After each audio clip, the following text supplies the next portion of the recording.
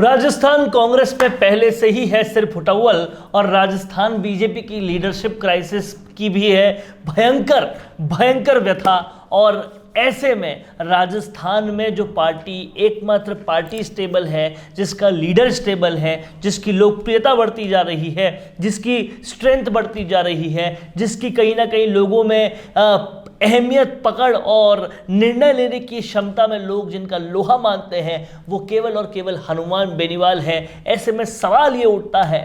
कि राजस्थान में जिसे लोग सबसे बड़े विकल्प के तौर पे देख रहे हैं और दोनों पार्टियां जिस तरह से धराशायी होने की कगार पे आगे बढ़ रही है, ऐसे में अब पूरी तरह से वापस से सत्ता में आने का सपना संजोई हुई बीजेपी और उनके एकमात्र और सबसे लोकप्रिय नेता जो राजस्थान में है वो नरेंद्र मोदी हैं, क्योंकि राजस्थान में उसके अलावा कोई नेता दिख ही नहीं रहा, पता ही नहीं चल रहा, ये हालत हो रही है। तो प्रधानमंत्री मोदी के लिए क्या सबसे कड़ी चुनौती हनुमान बेनीवाल बन जाएंगे, क्योंकि वो क्षेत्र जो हनुमान बेनीवाल के पहले से हैं, वहां पे क्या करेंगे प्रधानमंत्री मोदी कि हनुमान बेनीवाल की लोकप्रियता को तोड़ सके और उन क्षेत्रों के इतर भी हनुमान बेनीवाल जिस तरीके से बढ़ते जा रहे हैं। सोशल इंजीनियरिंग की दृष्टि से देखें तो जाट वैसे भी राजस्थान की सबसे बड़ी कौम है और उसके इतर भी देखें तो राजस्थान में आज तमाम सारी जातियां, तमाम सारे लोग यही सोचते हैं कि अगर किसी में निर्णय लेने की कैपेबिलिटी है, किसी में भ्रष्टाचार कम करने की कैपेबिलिटी है, किसी में अगर पेपर लीक जैसी कुरीतियों को, पेपर लीक जैसी घटनाओं को खत्म करने की और कानून को ढंग से लागू करने की शक्ति है, तो वो केवल और केवल हनुमान बेनीवाल हो सकते हैं, क्योंकि कहीं ना कहीं उन पे किसी और पार्टी का दबाव नहीं है, वो सीधा सीधा जनता के लिए काम करेंगे। ऐसे कई फैक्टर्स बहुत तेजी से सामने आ रहे हैं और सवाल यही उठ रहा है कि किस तरह से हनुमान बेनीवाल का तोड़ निकालेंगे प्रधानमंत्री मोदी। इस पूरे चर्चा के बारे में बात करने के लिए मेरे साथ इस वक्त योगी योगेंद्र जी मौजूद हैं, जो कि राजस्थान की राजनीति को बहुत करीब से देखते हैं और राजस्थान पत्रिका जैसे बड़े संस्थानों के साथ वो लगातार काम कर चुके हैं। तो योगेंद्र जी, सबसे बड़ा सवाल ये कि बीजेपी के पास कोई लीडर नहीं, कांग्रेस आपसी सरपुटवल से जूझ रही है, लोग विकल्प चाहते हैं और ऐसे में वो जानते हैं कि हनुमान बेनीवाल एक ऐसा शख्स है जो निर्णय लेने में सबसे आगे है और जिस पर किसी का कोई दबाव नहीं और दबाव वो सहन भी नहीं कर सकते। तो इस तरीके से हनुमान बेनीवाल अपनी बेल्ट में तो खैर बहुत ज़बरदस्त पॉपुलर हैं ही, बल्कि पूरे राजस्थान में भी हो रहे हैं। तो प्रधानमंत्री मोदी किस तरह से उनकी काट निकालेंगे? वरुण जी, देखिए, ये बड़ा अच्छा मुद्दा उठाया है आपने, क्योंकि ये चुनावी ईयर चल रहा है और ये जो भी घटनाक्रम आप राजस्थान में देख रहे हैं, चाहे वो किरोड़ीलाल मीणा हो का मामला हो धरने प्रदर्शन का, और हालांकि वो पहले से भी करते रहे, चाहे हनुमान बेनीवाल का हो, और हनुमान बेनीवाल भी पहले से ही धरने प्रदर्शन और तमाम प्रदेश से जुड़े हुए जितने भी मुद्दे हैं उनको बहुत दमदार तरीके से उठाते रहे हैं। और चाहे वो उनका लोकसभा में आप परफॉर्मेंस देखिए, कल ही मैं देख रहा था कि किसी मुद्दे को लेकर लोकसभा में बहुत धाराप्रवह तरीके से हनुमान बेनीवाल ने स्पीच दिया और वो जो बहुत ज़ोरदार तरीके से उस मुद्दे को उठाया। तो समय समय पर लोकसभा में भी वो पूरे राजस्थान की बात, अपने संसदीय क्षेत्र बाड़मेर की बात वो उठाते रहते हैं वहाँ पर। सवाल ये कि आज की तारीख में आप देखिए कि भारतीय जनता पार्टी के अभी राजस्थान में जब चूँकि विधानसभा चुनाव है, तो भारतीय जनता पार्टी के पास राष्ट्रीय स्तर पर जो अच्छे स्पीकर हैं, जो अच्छे वक्ता हैं, वो निश्चित तौर पर राजस्थान आएंगे। उनमें खुद प्रधानमंत्री नरेंद्र मोदी हैं, केंद्रीय गृह मंत्री अमित शाह हैं, मंत्री जो है केंद्रीय स्मृति ईरानी हैं, नितिन गडकरी हैं और राष्ट्रीय अध्यक्ष हैं जेपी नड्डा। लेकिन देखिए, अभी अगर हम नागौर की जनता या नागौर के आसपास के क्षेत्रों की बात करें तो आपको पता चलेगा कि उनको सेलिब्रिटी गेस्ट से कोई लेना देना नहीं। ये बात आपकी आपने बिल्कुल सही पॉइंट पकड़ा है। सीधी सीधी इस बात से लेना देना है कि हमारा काम कौन कर सकता है, सवाल हमारे मुद्दे कौन बिल्कुल आपने बिल्कुल सही बिल्कुल। मैं थोड़ा सा ध्यान आपका इसी मुद्दे से रिलेटेड दूसरा मुद्दा जो एक दूसरे से आपस में जुड़े हुए हैं उस तरफ ले जाना चाहता हूँ। आप देखिए कि जब इलेक्शन में जब चुनावी जब सभाएं होंगी निश्चित तौर पर, वो तो उनमें ये जो राष्ट्रीय भारतीय जनता पार्टी के बड़े जो लीडर हैं और बड़े जो वक्ता हैं, इनका जो सारा जोर है, सारा फोकस है, वो अशोक गहलोत की गवर्नमेंट ने जो जो पिछले 5 सालों में काम किए हैं वो निशाने पर रहेगा। चाहे वो पेपर लीक प्रकरण हो, निश्चित तौर पर ये मुद्दे उठेंगे। पेपर लीक प्रकरण हो, राजस्थान में कानून व्यवस्था की जो हालत है, क्या आपने देखा तो क्या गलत है इसकी बात तो वो सुन लेंगे प्रधानमंत्री मोदी से या इन सारे सेलिब्रिटी गेस्ट से, लेकिन क्या उनके दिल को, क्या उनके मन को पता नहीं है कि इस गलत को ठीक कौन कर सकता है? नहीं, वो तो ये चाहेंगे ना कि भाई उन्हीं की पार्टी की सरकार आए, वो एक ऑफ कोर्स वो यही चाहेंगे, लेकिन मैं जनता के दिल की बात कर रहा हूं। जनता के दिल की बात नागौर की और पूरे राजस्थान की अब इस तरीके से हो चुकी है कि हम सुनेंगे तो सबकी, लेकिन करेंगे वही जो हमारा मन लेकिन सवाल ये है कि मैं ये बात कह रहा हूं कि क्या प्रधानमंत्री नरेंद्र मोदी इतने काबिल वक्ता हैं और निश्चित तौर पर कुशल प्रशासक भी हैं अपने आप में। सवाल ये है कि ये हनुमान बेनीवाल ने जो एक तरह से अपनी वो जो चार दीवारी बनाई हुई है, सवाल ये है कि उसमें सेंधमारी कैसे होगी। ये तो आप निश्चित मान के चलिए कि जब तक या तो हनुमान बेनीवाल का समर्थन बाहर से पार्टी लेगी, जिस तरह से अब अशोक गहलोत की सरकार ने बाहर से लोग पार्टी विधायकों को समर्थन लिया है, क्योंकि ये बहुत कम संभावना है कि कोई भी पार्टी क्लियर कट बहुमत प्राप्त करेगी राजस्थान में। निश्चित तौर पे हनुमान बेनीवाल का इतिहास भी ये कहता है कि वो एनडीए के साथ एक बार बाहर से समर्थन दे चुके हैं लोकसभा में, तो कहीं ना कहीं हनुमान बेनीवाल एक ऐसे अट्रैक्टिव पॉइंट बनने वाले हैं इस विधानसभा चुनाव में जिनका समर्थन हर कोई चाहेगा। उनके खिलाफ बोलने के लिए कुछ नहीं है, सबसे बड़ी बात है बोलने के लिए कुछ नहीं। असली मुद्दा ये है। दूसरी बात कोई तीसरा विकल्प है तो हनुमान बेनीवाल ही है, निर्दलियों से पहले। तो अगर ये तीसरा विकल्प बड़ा हो जाएगा, जो 100% होएगा,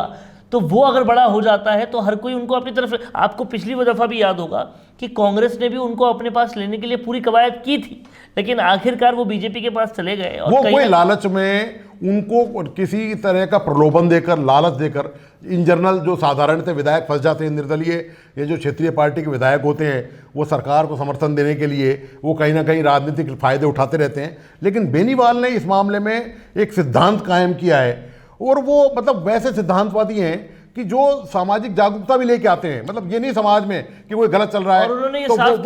वो उसको संरक्षण नहीं देते गलत चीज़ों को। उन्होंने साफ कहा कई मीटिंगों में कि यहाँ पर जो है आते हैं बाहर के लोग यहाँ आकर जो अपना अड्डा जमाते हैं, वो गैंगस्टर्स हैं, उनसे हमारे इलाके का नाम, हमारी जाति का नाम बदनाम हो रहा है, हमारे इलाके का नाम बदनाम हो रहा है। सिद्धांत देखे जाए तो उन्होंने साफ तौर पर कह रखा है कि चाहे पार्टी कितनी भी बड़ी हो, बीजेपी हो या कांग्रेस हो, विलय तो हम नहीं करेंगे और हम अपनी आइडेंटिटी कायम रखेंगे। और इस मुद्दे पे वो लगातार चलते भी आ रहे हैं। और कहीं ना कहीं मैं आपको एक और समीकरण की तरफ आपका ध्यान दिलाना चाहता हूं कि वसुंधरा से चाहे गृह मंत्री अमित शाह हो या प्रधानमंत्री मोदी, दोनों ही पिंड छुड़ाना चाहते हैं, ये बात बहुत क्लियर है। और हनुमान बेनीवाल खुद वसुंधरा के धुर विरोधी रहे हैं। पिछले लोकसभा चुनाव में भी साथ आने के पीछे एक बड़ा लॉजिक यही था कि वसुंधरा कहीं बीच में नहीं आएगी, और इस शर्त के बाद ही वो साथ में आए थे एनडीए के। तो ऐसे में ये जो धुर विरोध है ये और निकल कर सामने आ सकता है, क्योंकि दोनों तरफ दुश्मन का दुश्मन दोस्त होता है, वो वाली बात बैठ जाती है। देखिए, हनुमान बेनीवाल जो है वो तो शुरू से ही वसुंधरा राजे का जबरदस्त विरोध करते आए हैं, और उन्होंने अभी पिछले दिनों जब कोटपूतली में एक सभा थी तो वहाँ ये कह भी दिया था अपने समर्थकों से, प्रशंसकों से, एक सभा थी, उनका स्वागत एक कार्यक्रम था वहाँ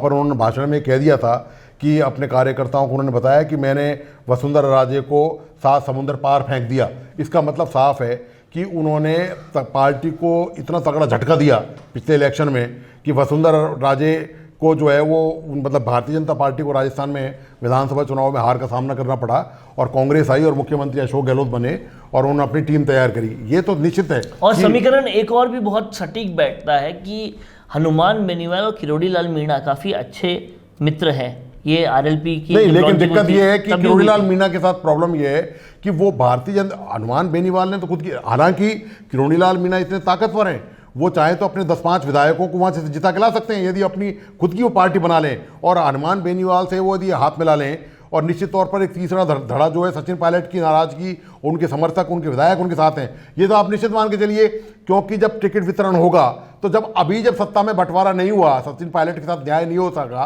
तो आप ये मान के चलिए कि सचिन पायलट के समर्थकों को अशोक गहलोत और जो पीसीसी अध्यक्ष हैं वो बिल्कुल पसंद नहीं करेंगे कि उनको लोगों को टिकट दिया जाए। हालांकि इस मामले पे जबरदस्त रार होगी इनमें, क्योंकि टिकट का अंतिम फैसला जो है वो केंद्रीय हाईकमान करता है, और निश्चित तौर पर उसी वक्त असली रूप इन सबके सामने आएंगे कि कांग्रेस कितनी अनुशासन वाली पार्टी है। अनुशासनहीनता के मामले तो आपने पिछले दिनों देख लिए, लेकिन अभी तमाशे और देखना, बड़े तमाशे देखना अभी बाकी है। तो सवाल ये कि जब वो सचिन पायलट के साथ ऐसा व्यवहार करेंगे जिसकी संभावना अभी तक जो सचिन के साथ हुआ है वो हिस्ट्री तो यही बताती है कि सचिन पायलट के साथ भी न्याय नहीं होगा, तो ऐसे में निश्चित तौर पे सचिन पायलट के सामने यही एक रास्ता बचेगा कि आखिर उनके समर्थक उन पर दबाव डालेंगे कि भाई आप कब तक चुप रहोगे, इस अन्याय का विरोध आप कब तक नहीं करोगे। जिस तरह से अमित शाह की तैयारी होती है हर चुनाव को लेकर, उनके सामने सारी पिक्चर्स ऑलरेडी पहले से क्लियर होती है और चुनाव की तैयारी अपने दिमाग में बहुत पहले से शुरू कर चुके हैं। वो भी ये चाहेंगे कि कांग्रेस को कमजोर करने के लिए इस तरह की चीजों को बढ़ावा दे। और कहीं ना कहीं ये जो ट्रायोलॉजी आप बता रहे हैं किरोड़ीलाल मीणा, सचिन पायलट और हनुमान बेनीवाल की, इस ट्रायोलॉजी का उपयोग अगर किसी भी तरीके से बीजेपी ने कर लिया तो वाकई एक बहुत बड़ी शक्ति के रूप में उभर सकती है चीजें। और ये सारे समीकरण, चाहे ये तीनों एक अलग पार्टी बना के आए या ये बीजेपी में किसी तरह से बाहर से समर्थन देकर या कोई ऐसा फॉर्मूला अपनाए, ये सारी संभावनाएं अब धीरे धीरे ओपन होती जा रही है क्योंकि इलेक्शन पास में आ रहे हैं। और राजस्थान में जिस तरह की केमिस्ट्री पूरी तरह से दोनों ही पार्टियों में है, आप देखिए कांग्रेस आंतरिक सरफुटबोल की शिकार है, बीजेपी लीडरशिप क्राइसिस की शिकार है। दोनों में जिस तरह की पूरी व्यवस्था बनी हुई है तो कोई भी संभावना से इनकार नहीं किया जा सकता। वरुण जी देखिए, ये आपने जो बताया ये बात बिल्कुल सही है कि और राजनीति संभावनाओं पर ही टिकी होती है, क्योंकि आप फाइनल प्रेडिक्शन, अंतिम निर्णय आप कुछ नहीं दे सकते। आप अच्छे वो हैं, आप जानते हैं, आप इस बात को पत्रकार रहे हैं आप कि आपने राजनीति कवर की है लंबे समय। और राजस्थान से इतर भी सर, इन दिनों देश की राजनीति में जो देखते आए हैं कि शिवसेना जो हमेशा से हिंदू विरोधी थी, हिंदू समर्थक थी, वो किस तरह से कांग्रेस के साथ जाके चली गई और फिर शिवसेना के अंदर से ही एक शख्स निकलकर पार्टी को ही क्लेम कर दिया। तो इस तरह की बात हुई है, इस तरह की कई और बातें हुई। ईस्ट की राजनीति आप देखिए किस तरह से बदली राजनीति में। इसलिए मैंने आपसे निवेदन पहले ही किया था कि राजनीति में स्थायी कुछ भी नहीं है और राजनीति में कोई भी दोस्त और दुश्मन स्थायी नहीं होता। जब नेता पाला बदलते हैं तो यही स्लोगन वो हमेशा रटा रटाया बोलते हैं। पहले तो सिद्धांतों की बात करते हैं, पहले वो सांप्रदायिक ध्रुवीकरण की बात करते हैं, जातिगत समीकरणों की बात करते हैं। आप देखिए टिकटों का वितरण उस आधार पे करेंगे, एक दूसरे पे भ्रष्टाचार का आरोप लगाएंगे, लेकिन जहां उनके आपसे हित मिल जाते हैं, आपसे स्वार्थ मिल जाते हैं, तो तुरंत गलबैयां डालने में देर नहीं लगाते। पिछले दिनों की राजनीति अगर आप देखें कि ईस्ट पूरे में, मेघालय और पूरे ईस्ट में किस तरह से सरकारों में तब्दीली हुई है, गोवा में क्या हुआ, हर तरफ महाराष्ट्र में क्या हुआ, ये कर्नाटक में क्या हुआ, ये सब चीज़ें जब हम देखेंगे तो संभावनाएं बहुत सारी। और राजस्थान बहुत वोलेटाइल है इस पूरी दृष्टि में आज के टाइम में। तो और राजस्थान के अंदर अनसेटिस्फाइड लोग अभी बहुत ज़्यादा है और बढ़ेंगे। वरुण जी, जिस तरह से हनुमान बेनीवाल की पार्टी लगातार राजस्थान में कार्यक्रम कर रही है, लगातार में सबसे, मैं कह रहा हूं भारतीय जनता पार्टी से भी ज़्यादा सक्रिय है। आप देखिए सरकार का विरोध जिस लेवल पे हनुमान बेनीवाल और उनकी पार्टी ने किया है, सरकार की नीतियों का विरोध, चाहे वो पेपर लीक वाला मामला हो, चाहे वो बजरी माफिया का मामला हो, तो सबसे बड़ा अपोजिशन आरएलपी ही आता है और दूसरा अपोजिशन किरोड़ीलाल मीणा आता है। बीजेपी तो अपोजिशन की भूमिका कोई खास तौर पर किरोड़ीलाल मीणा के साथ दिक्कत यह है कि वो पार्टी लाइन से कहीं ना कहीं बंधे हुए हैं और उनके लिए उम्र का भी तकाजा है और उनका स्वास्थ्य भी थोड़ा नासाज है, तो उनके लिए ये इतना आसान नहीं है कि वो पार्टी लाइन तोड़कर राजस्थान का इशू उठाएं। और यही वजह है कि हनुमान बेनीवाल इस वक्त सबसे ताकतवर नजर आते हैं और इसीलिए सवाल पूछना भी लाजमी है कि प्रधानमंत्री मोदी इस ताकत का क्या तोड़ निकालेंगे। देख रहे हैं आप लोग राजस्थान संवाद, कैसा लगा ये विश्लेषण हमें कमेंट करके बताएं। अगर ये अच्छा लगा है तो इसे ज्यादा से ज्यादा शेयर करें। दोस्तों नमस्कार। बड़ी राजनीतिक पार्टी का टिकट चाहते हैं और उस टिकट से जीतकर नेता बनने का भी इच्छा रखते हैं, लेकिन प्रचार के लिए अभी भी वार त्योहार के पोस्टर बनाने का पुराना तरीका ही अपना रहे हैं। राजनीतिक प्रचार के लिए पोस्टर हुआ पुराना, वीडियो इंटरव्यू का है जमाना। राम मीडिया वर्क्स आपकी राजनीतिक प्रोफाइल को पावरफुल बनाने के लिए लाए हैं स्पेशल डिजिटल पैकेज, जहां प्रदेश के लाखों सब्सक्राइबर्स वाले डिजिटल चैनल के रिपोर्टर, कैमरामैन लेंगे आपका इंटरव्यू। और वो उन चैनल्स पर प्रसारित होगा जिन्हें पहले से लाखों लोग सब्सक्राइब किए हुए हैं और जिनके करोड़ों में व्यूज है। तो छोड़िए पुराने तरीके, अपने इंटरव्यू, कैंपेन्स और इवेंट को कीजिए जमे जमाए चैनल्स के जरिए वायरल। ज्यादा जानकारी के लिए नीचे दिए हुए लिंक पर क्लिक कीजिए।